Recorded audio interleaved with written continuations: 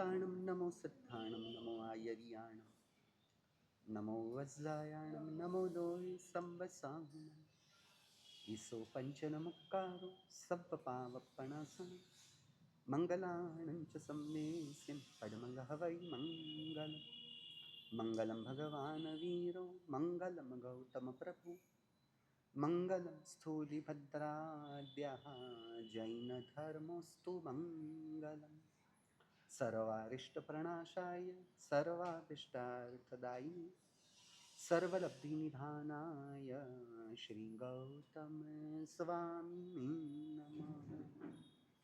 अज्ञानतिमिरान्धानां ज्ञानाञ्जनशलाकया नेत्रमुन्मीलितं येन तस्मै श्रीगुरवे नमः।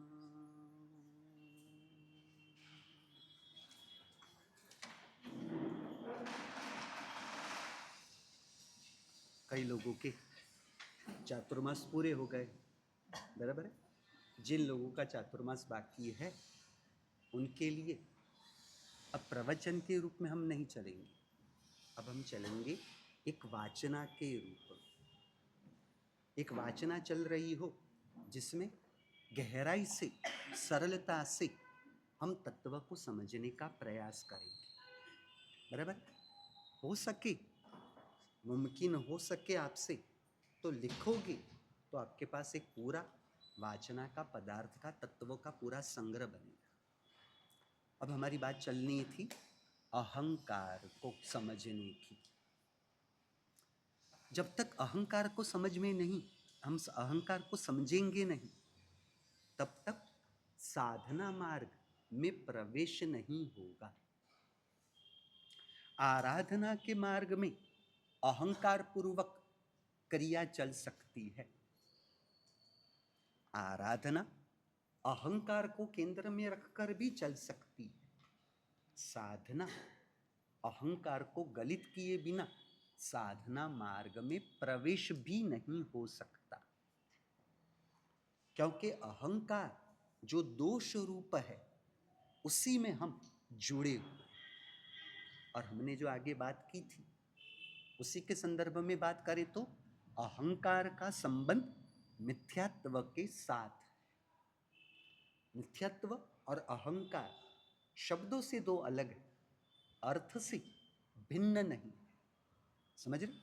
इसलिए कैसे होता है कि सबसे पहले जीव पे अनादिकाल से किसी एक दोष का साम्राज्य यदि बना हुआ हो ना, हुकूमत बनी हुई हो, तो वो है 18वां पाप स्थानक।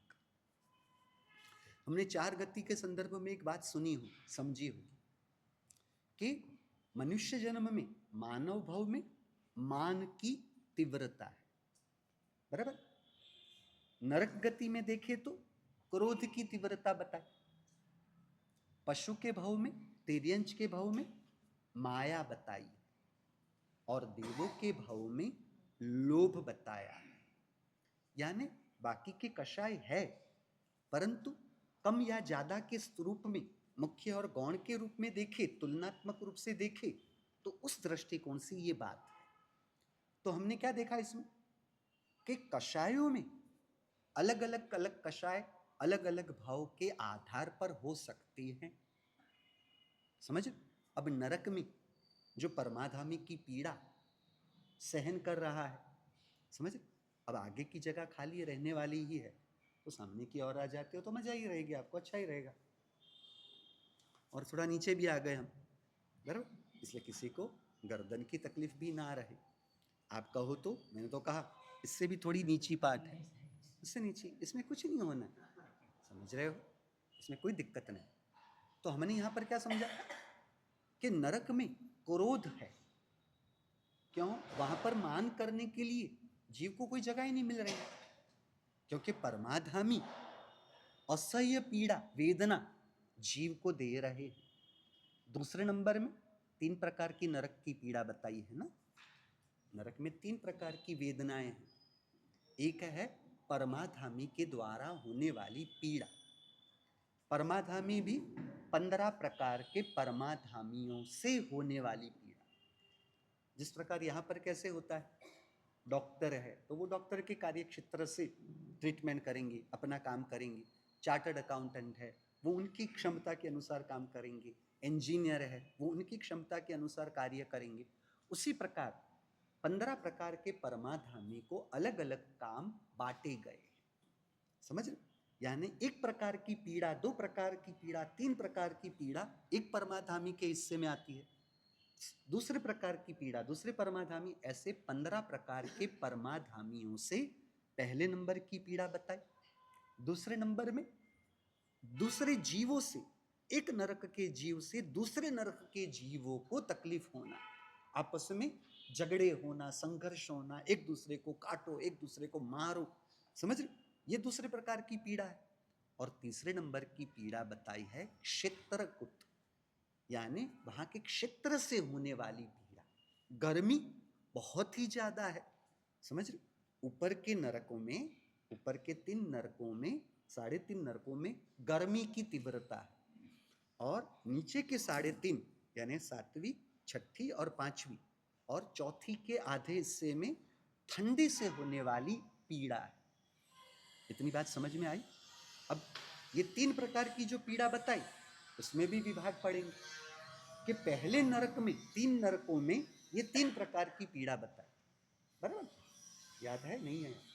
और फिर बाद के 4 नरकों में परमाधामी नहीं, बाद की 4 नरकों में क्षेत्र और दूसरे नंबर में दूसरे परमाधामियों से होने वाली पीड़ाएं बताई है। समझ रहे? अब ऊपर की नरक से नीचे की नरक में पीड़ा का प्रमाण बहुत ज्यादा। समझ? असंख्य गुण पीड़ा है। दूसरी से तीसरे में अधिक, तीसरे से चौथे में अधिक। उसी प्रकार पहले नरक में जितना आयुष्य है उससे बहुत बड़ा आयुष्य, दूसरी नरक उससे बहुत बड़ा आयुष्य, तीसरी नरक उस प्रकार से 7वीं नरक। अब वहां पर इस प्रकार की पीड़ा क्या होता है मनोज जी? आप बिल्डिंग की मजदूरी का काम कर रहे हो, सुबह से लेकर शाम 10 घंटे 12 घंटे मजदूरी करने के बाद 12 घंटे के लिए आराम तो मिलता है ना, सुकून का अवसर तो मिलता है ना आपको। आप समझ रहे कहने का मतलब? पशु जैसा पशु, बैल खेत के अंदर जिसे जोतकर उसके पास से वो सब क्रिया कराई जाए, उसे भी शाम होकर उसे भी तो आराम मिलता है ना भैया। समझ रहे?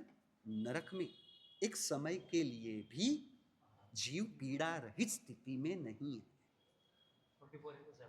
24/7 आपके यहाँ पर लिखा हुआ होता है ना, तो वहां इस प्रकार की पीड़ा। अब ऐसी पीड़ा में जीव लोभ कैसे करने जाएगा, कहाँ करने जाएगा? ऐसी जगह पर जीव माया क्या करने जाएगा? यानी माया नहीं है ऐसा नहीं, मान नहीं है ऐसा नहीं, है तो सही, पर प्रकट रूप से तीव्रता के रूप से जो देखा जाएगा तो क्रोध का। उसी प्रकार मनुष्य में तीव्रता के रूप में अधिक प्रमाण में देखा जाए तो अहंकार यानी अभिमान है, मान है। उसी प्रकार तिर्यंज गति में माया बताई और नर देव गति में लोभ बताया। कषाय की तीव्रता मंदता अलग अलग भाव में हम देखेंगे, परंतु मिथ्यात्व का साम्राज्य हर एक जगह पर एक समान है। मिथ्यात्व में कोई फर्क नहीं है, क्योंकि कषायों को जन्म मिलता है मिथ्यात्व से ही। अब इसे थोड़ा समझते हैं। जीव 18वें पापस्थानक में अनादिकाल से जुड़ा हुआ है बेहोशी पूर्वक। बराबर? अब वो क्या कर रहा है? जो मैं नहीं हूं उसे मैं मान लिया। ये कारण क्यों बना? हमने आगे बात की।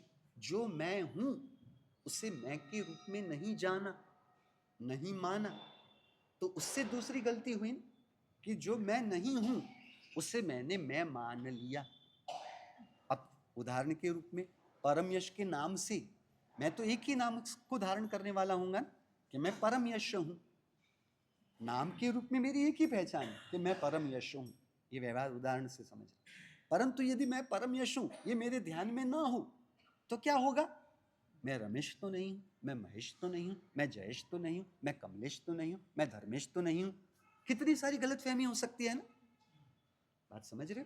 उसी प्रकार अपने परमात्मा स्वरूप आत्मा को मैं रूप से नहीं जाना, उस कारण से क्या होगा कि अनेक पर से होने वाले मैं पने को मैं मान लिया, जो मैं नहीं हूं।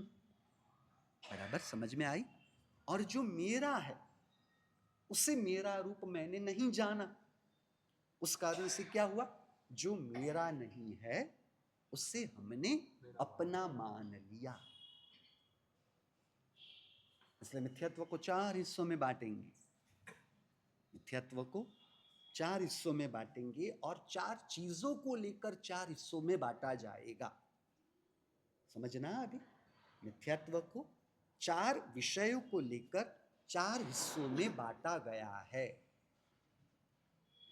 4 विषय कौन से हमने बात की थी?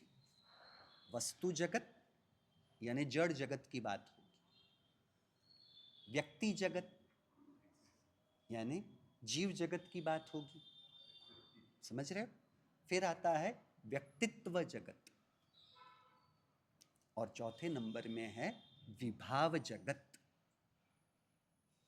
वस्तु, जड़ जगत, व्यक्ति, जीव जगत यानी ये मेरी पत्नी है और मैं इसका पति हूं, ये मेरा पुत्र है, मैं इसका पिता या मैं इसकी माता हूं। समझ रहे? इस प्रकार से व्यक्ति से जीव ने जो मैं को मान लिया, अपना अस्तित्व रूप, अपनी पहचान रूप, वह मिथ्यात्व का प्रकार व्यक्ति से हुआ। व्यक्तित्व, मैं साधु हूं, मैं साधु नहीं हूं। साधुपना वह मेरे साधुपने का स्वीकार करने से होने वाली क्षणिक अवस्था है, क्षणिक पर्याय है, मैं साधु नहीं हूं। यदि मैं साधु हूं तो जन्म से होना चाहिए था, माता के गर्भ से होना चाहिए था। ये जन्म पूरा हो जाने के बाद मैं परभव में जाता हूं तो वहां पर भी मैं साधु के रूप में ही अपने आप को देखूंगा। ऐसा नहीं है, ऐसा हम नहीं देखते। बराबर है, समझ रहे हो? यानी व्यक्ति जगत, व्यक्तित्व जगत, और चौथे नंबर में है विभाव जगत। विभाव यानी क्या? जो मेरा स्वभाव नहीं, उन सबको कहेंगे विभाव। समझ रहे हो? जो मेरा स्वभाव है उसको छोड़, जो मेरा स्वभाव नहीं उसे कहेंगे विभाव। स्वभाव शाश्वत है, विभाव नाशवंत है। समझना दोनों के भेद को। स्वभाव शाश्वत है, विभाव नाशवंत है। स्वभाव, स्वभाव आत्मा का गुण धर्म है, स्वभाव को हम गुण धर्म भी कहेंगे। विभाव जो हमारा गुण धर्म नहीं, स्वभाव स्वाभाविक रूप से उपस्थित ही होता है। विभाव आगंतुक है, मेहमान के रूप में। मनोज जी, आपके घर नरपत जी मेहमान बन के आए, कितने दिन के लिए? पहले तो कितने, या तो आधे घंटे के लिए, 2 घंटे के लिए, 4 घंटे के लिए, बहुत ज्यादा आपका आत्मीय संबंध हो तो 2 दिन, 4 दिन, 10 दिन, बराबर है। आपका भांजा मामा के घर पे रुकने के लिए आए तो 1 महीना, फिर तो उसे अपने घर ही जाना है ना। तो क्या हुआ? ये विभाव है जो आगंतुक है, जिसका आना जाना चलता रहता है।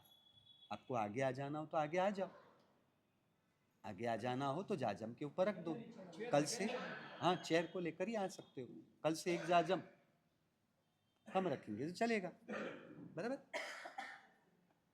विभाव क्या है? आगंतुक है, स्वभाव में आना जाना नहीं, बराबर। स्वभाव वह किसी कर्म के उदय से नहीं, विभाव कर्म के उदय से होता है। कोई भी विभाव क्यों ना हो, वो कर्म के उदय से ही बनता है, बराबर है। अब जो स्वभाव कर्म के उदय से नहीं और वह आत्मा का यदि गुण धर्म है तो आत्मा चैतन्यमय, तो स्वभाव भी चैतन्यमय। आत्मा निराकार है तो आत्मा का स्वभाव वह भी निराकार और चैतन्यमय हुआ। परंतु विभाव कर्म के निमित्त से होता है, तो जो कर्म से निमित्त से होता है तो कर्म जड़ और साकार है, तो कर्म के उदय से होने वाले भावों को कहेंगे विभाव, तो कर्म जो जड़ और साकार है उसके उदय से जो होगा वह विभाव भी जड़ और साकार होते हैं। बराबर। अब स्वभाव वह निराकार और चैतन्यमय होने की वजह से स्वभाव में रहने के लिए मन वचन काया, साकार मन वचन काया की जरूरत नहीं, क्योंकि उससे वो नहीं हो सकता। मन से मन साकार और जड़ है और स्वभाव निराकार और चैतन्यमय है। तो साकार और जड़ मन के द्वारा निराकार और चैतन्यमय स्वभाव की क्रिया हो नहीं सकती।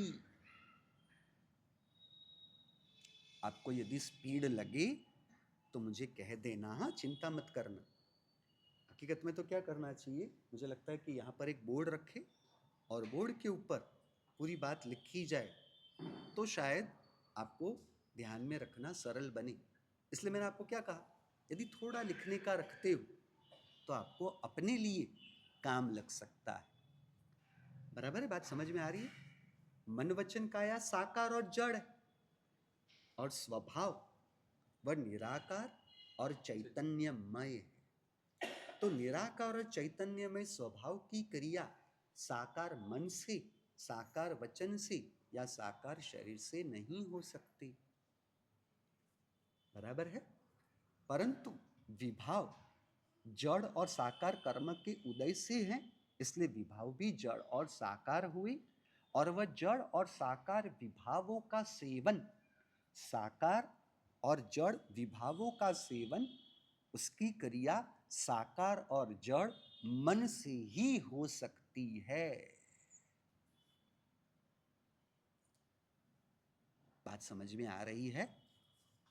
न समझ में आए तो पूछना, कोई संकोच मत रखना, क्योंकि अभी हम गहराई में डुबकी लगाने की प्रक्रिया में है। बराबर है। अब यहाँ पर हंसना हंसाना ये सब भी हमें अभी नहीं रखना, क्योंकि हमारे पास समय कम है ना, या मेरे पास समय कम है? बात कर, हाँ, क्योंकि अभी फिर इनकी साफ सफाई चालू होगी और आप में व्यापार में अभी घराकी चालू हो जाएगी, ऐसा कुछ होगा तो पता नहीं। इसलिए आपके पास समय कम है ना अनिल जी, तो समय ज्यादा है, चलो अच्छा है। अब स्वभाव वह किसी कर्म के उदय से नहीं और वह किसी मन वचन काया से नहीं, इसलिए स्वभाव से कभी भी कर्म का बंध नहीं हो सकता। परंतु स्वभाव में रहने से केवल कर्म की निर्जरा ही होती है।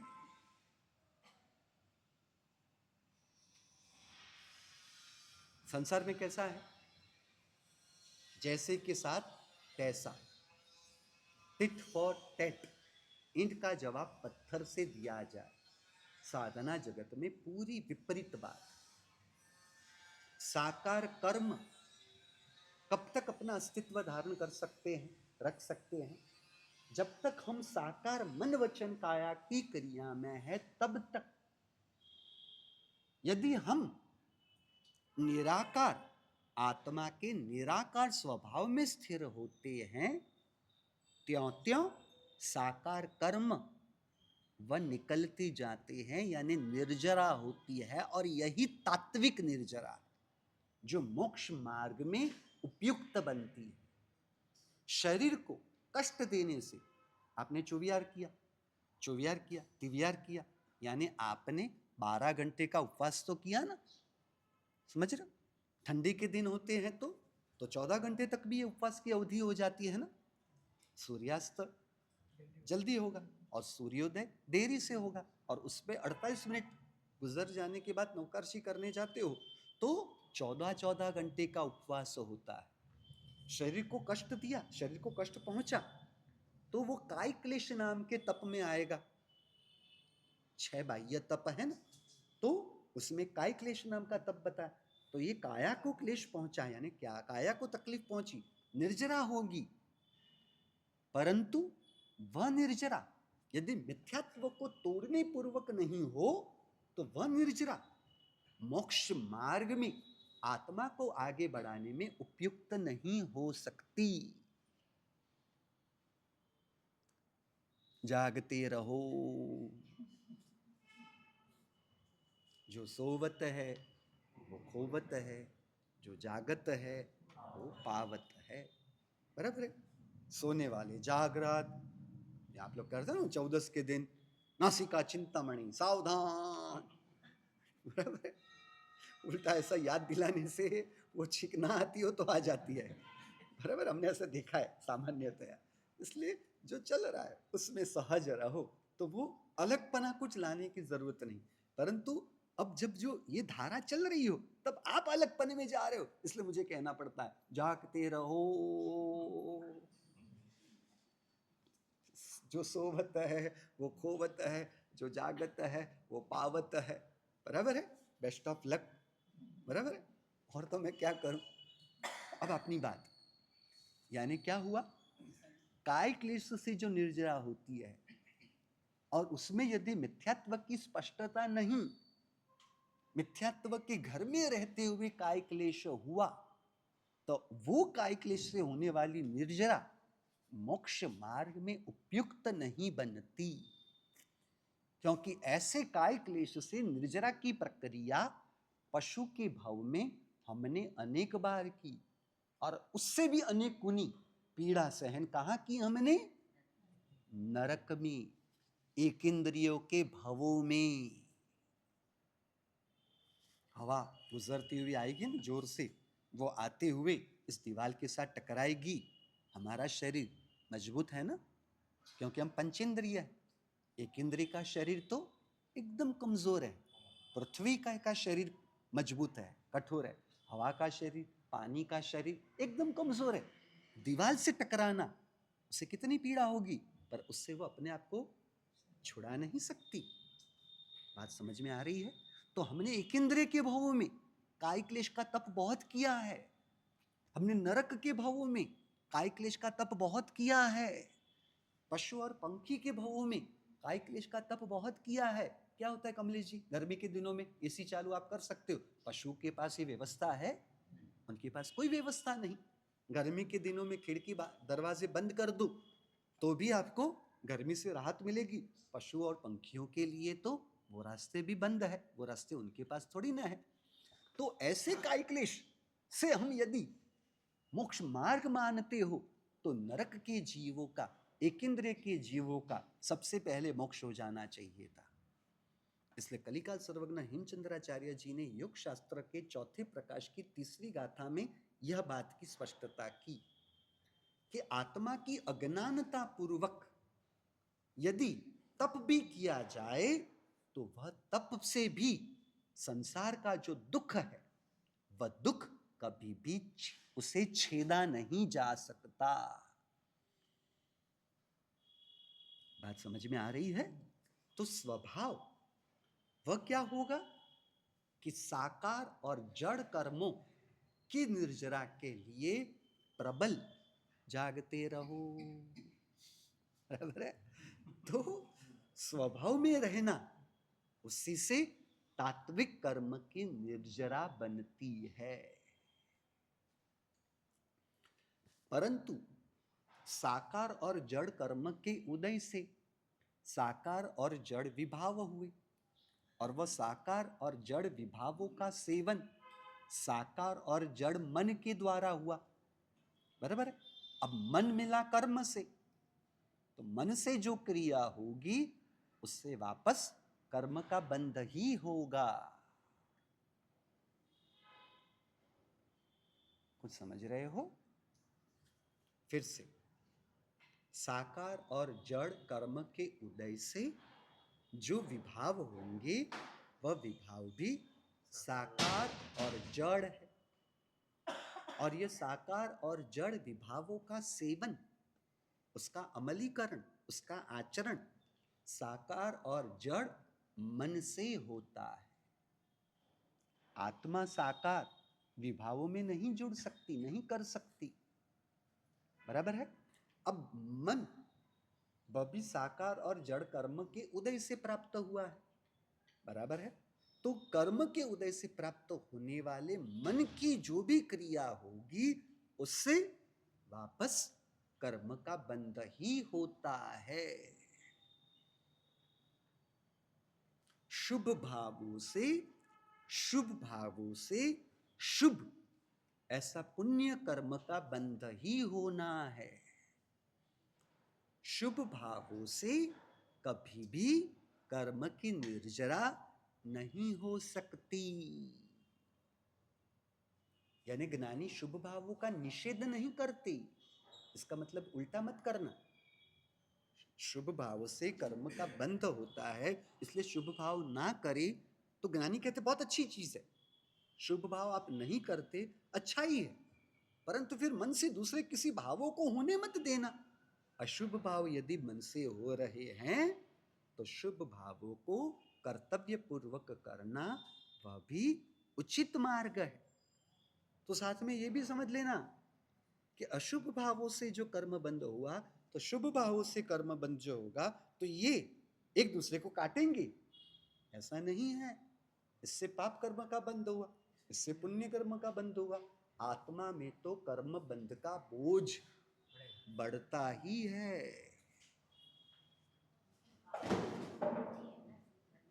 क्या कहा? नहीं नहीं, इसलिए देखो ये गलतफहमी को समझो कि जीव शुभ में जुड़ेगा तो अशुभ से जो कर्म बंध होगा वो उससे कटेगा नहीं। कैसे कटेगा? क्यों कटेगा? किस प्रकार कट सकता है? क्योंकि अशुभ भावों से जो कर्म बंध हुआ हम शुभ करेंगे तो वो अशुभ भाव से होने वाला कर्म बंध वो टूटेगा। सातवीं नरक से चौथी नरक में आए, वो क्या था उसे समझना है।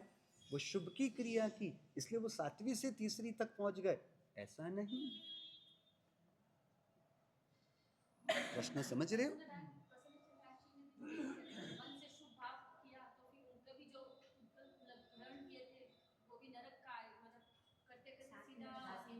हाँ देखो, समझो समझो कितनी गहरी बातें हैं सब, समझ रहे हो? मुझे भी थोड़ा बल लेना पड़ेगा, ये तो बहुत पावर से आया है, गुगली बॉल है भैया। अच्छे को प्रसन्न चंद्र राजर्षि साधना के लिए स्मशान में खड़े हैं, दोनों हाथों को ऊपर उठाए हुए, एक पांव के ऊपर खड़े हैं और सूर्य के सामने उनने दृष्टि रखी हुई है और श्मशान जैसी जगह पर खड़े हैं। कोई उपाश्रय में या किसी बगीचे में या किसी मंदिर में नहीं है, स्मशान भूमि यानी जहाँ पर हल्के देवों की वजह से भी किसी न किसी प्रकार का उपसर्ग होने की संभावना है, बराबर। अब हुआ क्या कि श्रनिक महाराजा अपने दो सिपाही सुमुख और दुर्मुख उनको लेकर वो वहां से गुजरते हुए वो जा रहे थे परमात्मा के समोषण में परमात्मा की देशना सुनने के लिए, बराबर। अब श्रेणिक महाराजा ने प्रसन्न चंद्र राजर्षि को रास्ते में देखा और महात्मा की ऐसी उग्र साधना को देखते हुए वहां पर ठहरे और उनको वंदन किए और फिर निकलते हैं। अब यह घटना जब चल रही है तब सुमुख और दुर्मुख, तो दुर्मुख वो बात करता है ये क्या साधुपना लेने का मतलब है, ऐसा साधुपना लेने से तो संसारी बना अच्छा है, अपनी जिम्मेदारी का कोई ध्यान नहीं रखना है, सभी जिम्मेदारियों को छोड़ के जिम्मेदारियों की उपेक्षा कर कर्तव्य भ्रष्ट होकर दीक्षा लेकर ऐसी साधना करने का मतलब क्या है। तो दूसरे ने पूछा क्यों, ऐसा क्या हुआ है, क्या कर्तव्य भ्रष्ट से क्या किसी को कौन सी तकलीफ पड़ी है? अरे ये जो साधु खड़े हैं ये राजा है, प्रसन्न चंद्र राजर्षि, राजा और ऋषि दोनों को जोड़ने से बना राजर्षि।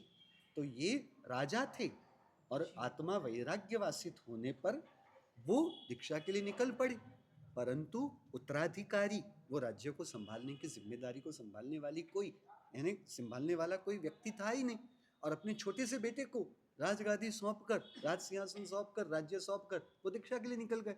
और अभी हुआ क्या है, दुश्मन राजा को पता चला कि प्रसन्न चंद्र राजा नहीं रहे, इसलिए अब उसका बच्चा है वो इतना बलवान नहीं है, इतना मजबूत नहीं है, इसलिए उनके देश पर आक्रमण करके उसे हासिल करने के लिए वहां युद्ध चल रहा है और वो थोड़ी ना टिक सकने वाला है, टिकेगा ही नहीं।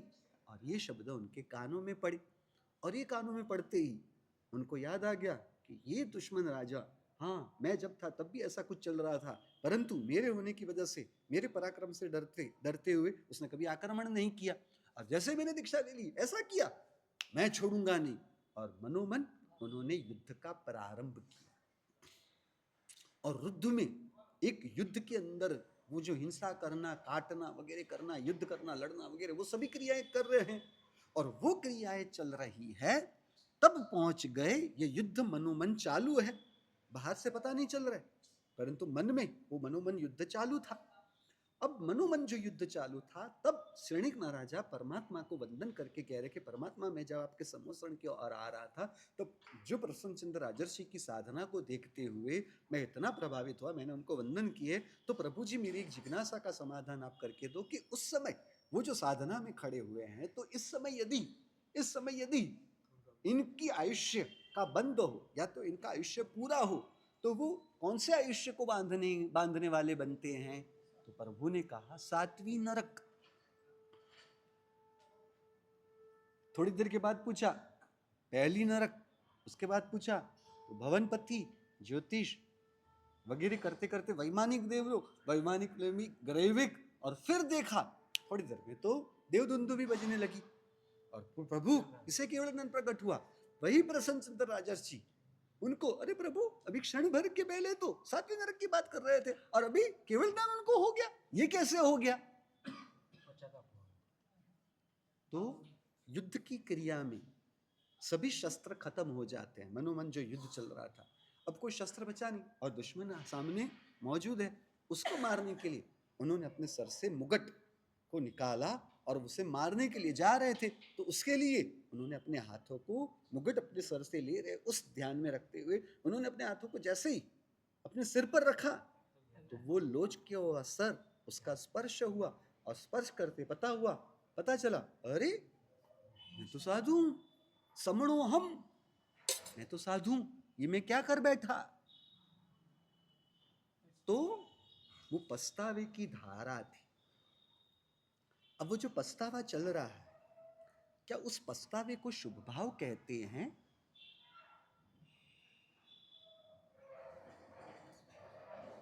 पछतावा करना, क्या उसे शुभ भाव कहते हैं?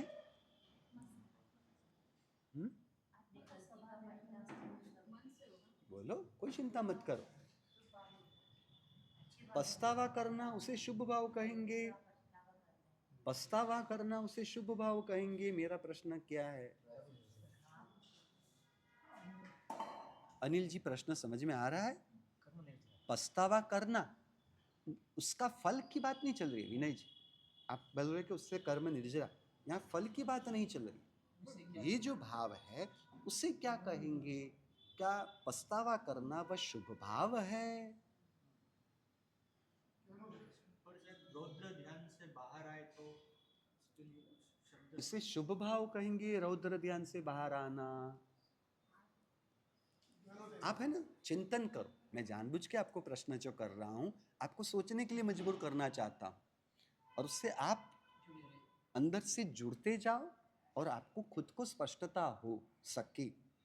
देखो, पहले नंबर में तो हमें यह समझ लेना चाहिए कि जैन दर्शन ने 4 गति का जो आयुष्य कहा, या 4 गति के बंध की क्रिया जो बताई है, उसको समझते हैं।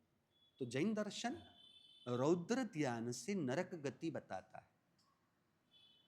रौद्र ध्यान यानी क्या है? जिसमें क्लिष्टतम भाव है, हिंसा के भाव कहो, क्रोध के कषाय के भाव कहो, जो मम्मण को थे ना, मम्मण ने लोभ किया।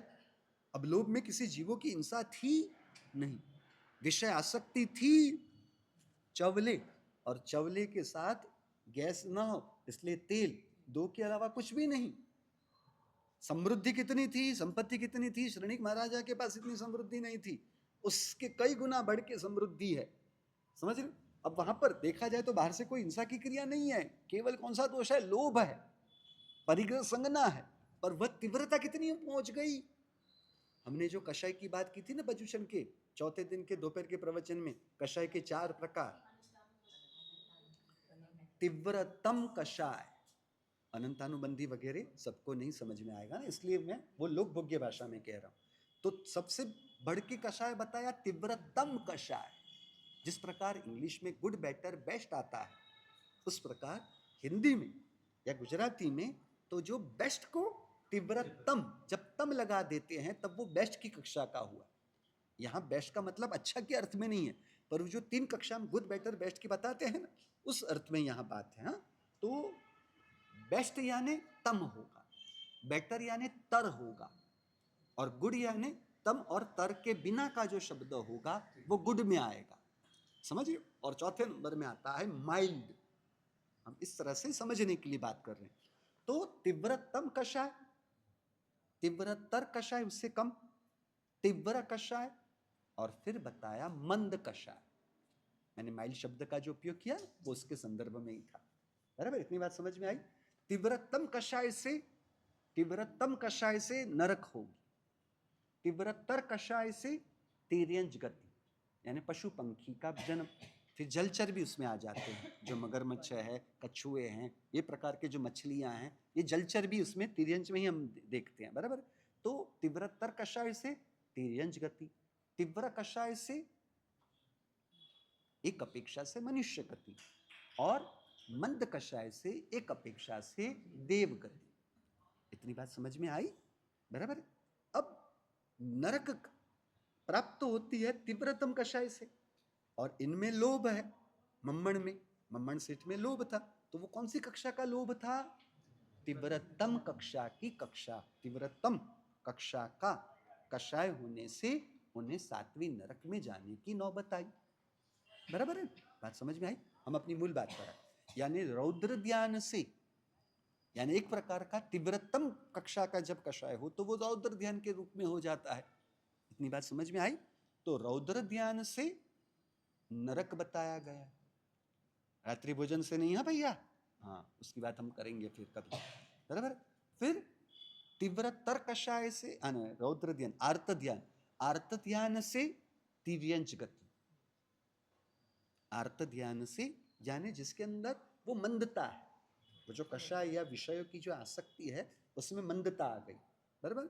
फिर आता है धर्म ध्यान, तो धर्म ध्यान से देव गति और मनुष्य गति बताई गई, और शुक्ल ध्यान से मोक्ष बताया गया है। इतनी बात समझ में आई आपको।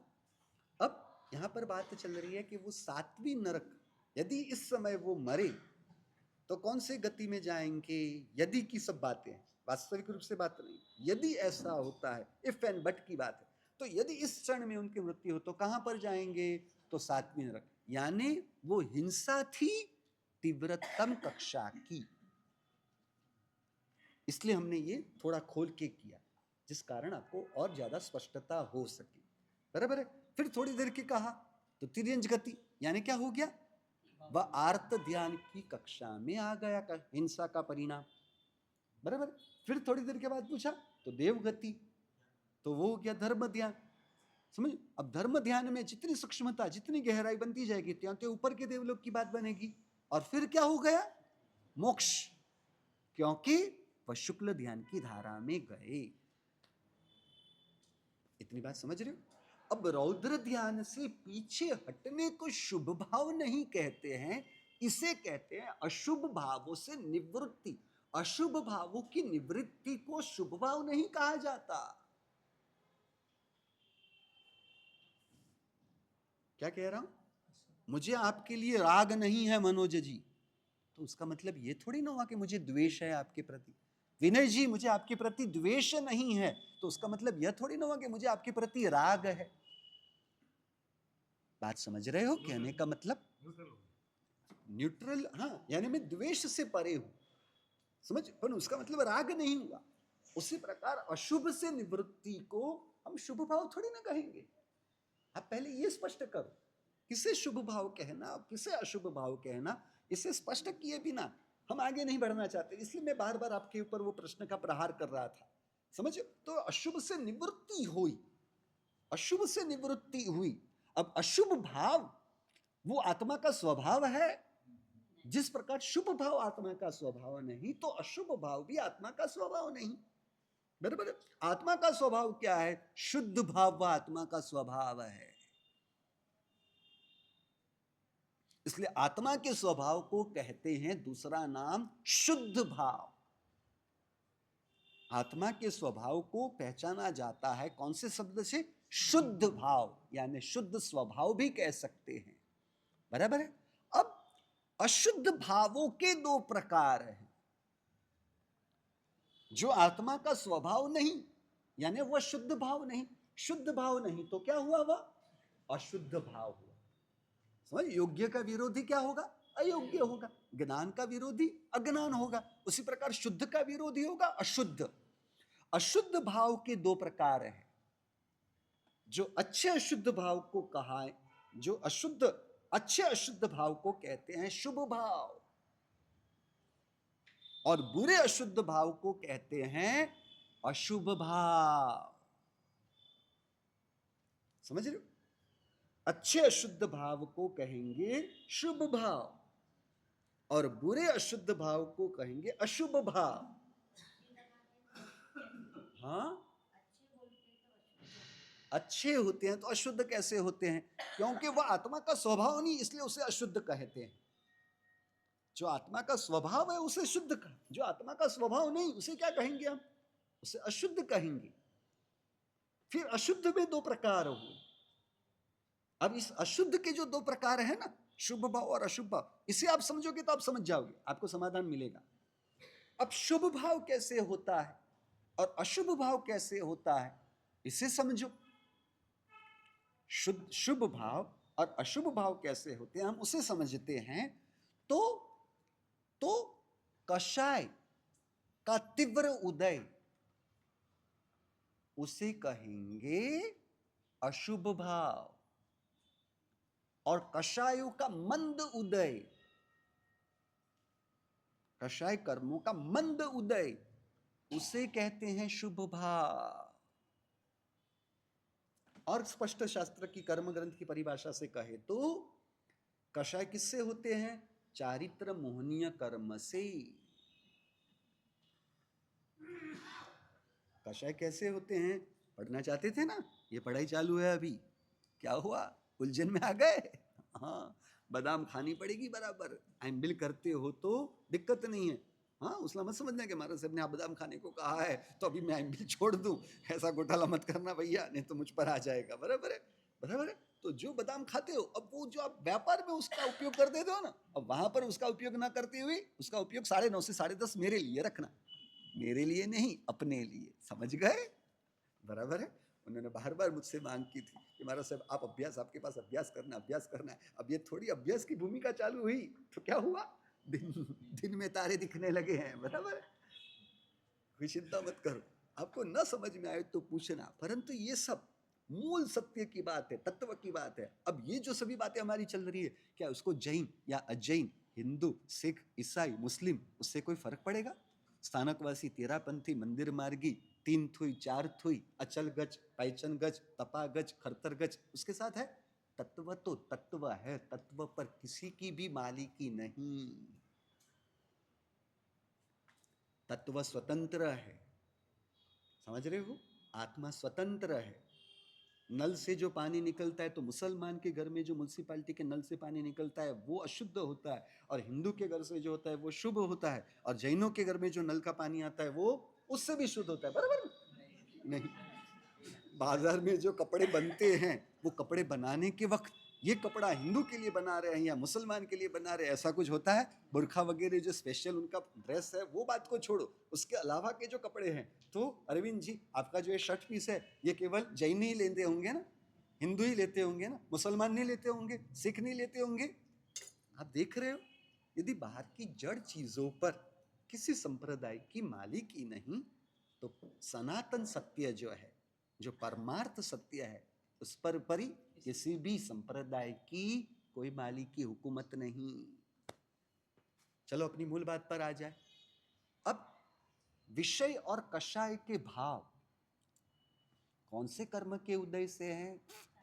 चारित्र मोहनीय कर्म के उदय से विषय और कषाय के भाव बनते हैं। बराबर है? चारित्र मोहनीय कर्म का क्षय हो जाएगा तो क्या होगा? वितरागता। वितरागता को भी हमें समझना है। हाँ, वितरागता की सही वास्तविक पहचान हमने नहीं की है, हमें उसकी भी पहचानना होगा। बराबर है? तो समता कब होगी? जब चारित्र मोहनीय कर्म का क्षयोपशम होता है तात्विक रूप से, तब समता बनती है। और समता की पूर्णता को ही वितरागता कहेंगे। ये जो सामायिक की महिमा क्यों है? सामायिक की क्रियाओं की महिमा वितरागता का जो छोटा अंश, उसकी जो साधना है, जो आत्मा का स्वभाव है, वो समता से ही हम वितरागता की ओर बढ़ेंगे ना। समता की उपेक्षा करने वाला वितरागता तक नहीं पहुंच सकता। समझ रहे हो? तो उसका अभ्यास करने के रूप में यह बात है। इसलिए आप कहते हो कि हम साधु जैसे हो जाते हैं, पर साधु जैसा हो कि क्या करना है? अब देखो, इसका मतलब समझना, साधु जैसा नहीं होना है। साधु जैसा होना यानी मतलब है साधु की जो साधना समता की है, वह समता की साधना में आप जितना आते जाते हो, उतने आप सही मायने में साधुपने की प्रैक्टिस में आए हो, ऐसा कहेंगे। क्योंकि आप केवल साधु को भाई वो साधु पर्याय से पकड़ लेते हो। समणो ईव सावई हवई जम्मा, सावक कैसा हो जाता है? साधु के जैसा हो जाता है। तो साधु के जैसा हो जाना यानी क्या? समता से साधुपने का अनुभव, साधुपने का वास्तविक। क्योंकि पापों का त्याग जो साधुपने में बताया, सावज्जम युगम पचकामी, वह साधन है। वह साधन है, वह मन वचन काया की क्रिया पर निर्भर है। समझ रहे हो? उससे साध्य क्या हासिल करना है? करेमी बनते सामायम, समता साध्य। और यह समता रूपी साध्य सिद्ध परमात्मा में भी मौजूद है। क्या मौजूद नहीं? साधन मौजूद नहीं, क्योंकि साधन का फल उन्होंने प्राप्त कर लिया और मन वचन काया से मुक्त हो गए। बात समझ में आई? तो सामायिक में क्या करना है? साधु जैसा, यानी साधु की जो साधुता है, वह साधुता का संबंध समता के साथ है। जहां समता वहां साधुता, जहां समता नहीं वहां साधुता नहीं। वेश रहेगा, साधु वेश रहेगा, परंतु साधुता वह परिणति रूप है, वह प्रवृत्ति रूप नहीं। ये वेश क्या है? प्रवृत्ति रूप है। समझ रहे हो? परिणति, परिणाम। तो परिणाम रूप क्या है? समता, वह साधुता है। बात समझ में आ रही है? स्पष्ट हो रहा है? कहीं पर भी कोई भी संशय हो तो आप स्पष्ट करना, चिंता मत करना। तो अपनी मूल बात, चारित्र मोहनीय कर्म के उदय से विषय कषाय के भावों के निमित्त हमें मिलते हैं, वह विषय कषाय के भाव होंगे। बराबर है? चारित्र मोहनीय का क्षयोपशम होने से विषय कषायों की तीव्रता टूटती है और उसके सामने क्या बनता है? समता परिणाम बनता है। इतनी बात समझे? तो अब समझना, चारित्र मोहनीय कर्म के तीव्र उदय से अशुभ भाव है और चारित्र मोहनीय कर्म के मंद उदय से शुभ भाव है। इसलिए हम और सरल भाषा में उसे समझते हैं तो क्या? विषय कषायों की तीव्रता, उसे कहेंगे अशुभ भाव, और विषय कषायों की मंदता, उसे कहेंगे शुभ भाव। समझ में आ रहा है? इतनी बात समझ में आई? परंतु कषायों की, विषय कषायों की तीव्रता से जो अशुभ भाव हो या विषय कषायों की मंदता से जो शुभ भाव हो, दोनों ही आत्मा का स्वभाव नहीं।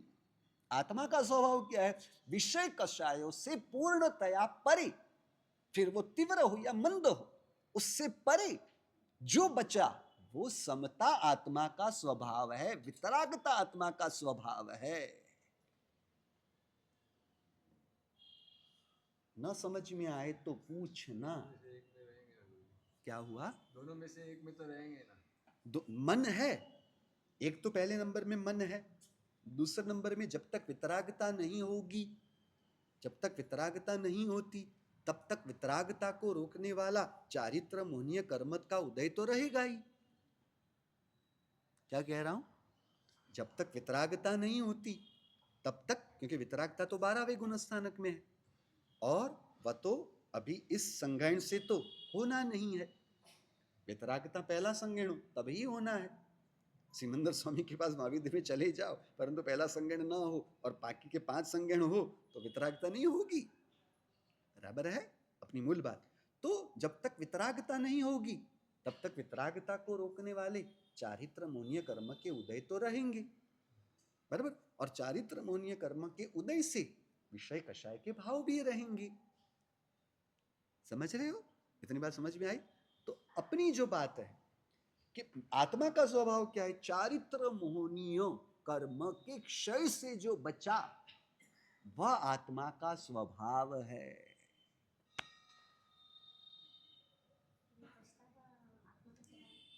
बराबर। चारित्र मोहनीय कर्म से परे जो बचा क्या, आत्मा का स्वभाव, वह समता है। अब क्या हुआ, वो अशुभ भाव से पीछे आए। अशुभ भाव से पीछे आने को शुभ भाव कहेंगे। मुझे इनके प्रति राग नहीं यानी द्वेष कहेंगे। मुझे इनके प्रति द्वेष नहीं तो क्या राग कहोगी कमलेश जी? नहीं। बराबर हुआ। अब तीसरी बात, इनके प्रति राग नहीं तो क्या प्रेम है? इनके प्रति द्वेष नहीं यानी राग नहीं तो साथ में प्रेम भी नहीं। प्रेम है ऐसा कैसे कहेंगे? राग का न होना यानी प्रेम हुआ तो कैसा होगा? जिसको आप जानते ही नहीं हो, पहचानते ही नहीं हो, तो उनके प्रति आपको राग है। आप क्या उनके साथ किसी भी प्रकार का कोई व्यवहार ही ना हो तो राग होगा। रमेश भाई के प्रति आपने रमेश भाई को कभी देखा ही नहीं और रमेश भाई आपके सामने आ जाए तो कहोगे कि आपको उनके प्रति राग है? नहीं। आपको उनके प्रति द्वेष है? नहीं। राग नहीं द्वेष यानी प्रेम है।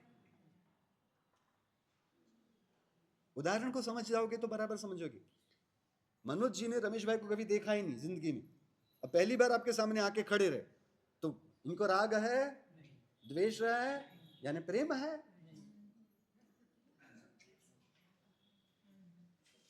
प्रेम होगा? थोड़ी ना प्रेम होगा। बात समझ रहे हो? श्राविका को सोचो या श्रावक, आपको अपने पत्नी के प्रति राग है उदाहरण के रूप में क्योंकि परिचित है, बराबर। अनजान स्त्री के प्रति राग होगा? नहीं। द्वेष होगा तो क्या प्रेम होगा? समझ रहे? पत्नी को पति के प्रति राग, पति को पत्नी के प्रति राग, पत्नी को पति को छोड़कर अनजान पुरुष के प्रति राग होगा? नहीं। द्वेष होगा तो क्या प्रेम होगा? इसका मतलब प्रेम थोड़ी ना हुआ। अशुभ भाव, अशुभ भाव यानी द्वेष नहीं, शुभ भाव यानी राग नहीं, तो प्रेम जो शुद्ध भाव है तो प्रेम होना मानेंगे नहीं। कैसे होगा शशि जी? सीधी सी बात, आपको इतना तो सरल उदाहरण दिया। मनोज जी पत्नी के प्रति राग, उसके अलावा की स्त्रियों के प्रति द्वेष है, उसका मतलब थोड़ी ना ऐसा है एक के प्रति राग यानी दूसरे सभी के प्रति द्वेष है। कमलेश जी द्वेष है ऐसा थोड़ी ना, तो द्वेष नहीं, राग है, राग नहीं तो प्रेम थोड़ी ना उसका मतलब हो गया। अशुभ भाव से पीछे हटने को शुभ भाव भी नहीं कह सकते और अशुभ भाव से पीछे हटने को शुद्ध स्वभाव में आ गए, आत्मा आ गया है, वह भी नहीं कह सकते। इतना उदाहरण आपको स्पष्ट किया ना? समझ में आ रही है बात? बात पकड़ रहे हो आप? जीव अशुभ भाव से पीछे हटा, जो रौद्र ध्यान की तीव्रता में था, जो आर्त ध्यान की तीव्रता में था, पछतावे से क्या हुआ? वे अशुभ भाव से वापस लौटे, पीछे हट हुई। परंतु उसका मतलब यह नहीं कि वे शुभ भाव में आ गए। एक तो अशुभ भाव से पीछे हटने को शुभ भाव भी नहीं कहेंगे, वो क्रिया को शुभ भाव नहीं कहेंगे, बराबर। और अशुभ भाव से लौट जाने को मतलब भी शुभ भाव नहीं कहेंगे। हाँ, अशुभ से पीछे हट हुई यानी आश्रव से, आश्रव निरोध हुआ। जो कर्म बंध था आश्रव, वो बंद हुआ। उसका मतलब यह नहीं कि वो शुभ भाव में आए। शुभ भाव में आने यानी शुभ आश्रव में आना। अशुभ कर्म के बंध यानी अशुभ आश्रव बंद किए, शुभ कर्म बंद के दरवाजे बंद करना, शुभ कर्म शुभ भाव में आना, तो वो शुभ आश्रय हुआ। आश्रय तो वैसा का वैसा ही रहा। समझ रहे हो? शुद्ध भाव किसे कहेंगे? अपने स्वभाव में आना, अपने स्वभाव में रहना, उससे कर्म निर्जरा हुई है, ना कि शुभ भाव से कर्म निर्जरा हुई। क्योंकि अशुभ भाव भी आत्मा का स्वभाव नहीं है, इसलिए वह साकार है। और वह कैसे हुआ हमने समझा अभी। विषय कषाय की मंदता से शुभ भाव है और विषय कषाय की तीव्रता से अशुभ भाव है। समझ रहे हो? उसे समता थोड़ी ना कहेंगे। समता स्वभाव है, शुभ भाव भी विभाव है, अशुभ भाव भी विभाव है। तो आप अशुभ भाव से पीछे हटे, आप शुभ भाव में आए, उसे थोड़ी ना समता कहेंगी। समता शुभाशुभ भाव से परे है। बात पकड़ में आ रही है?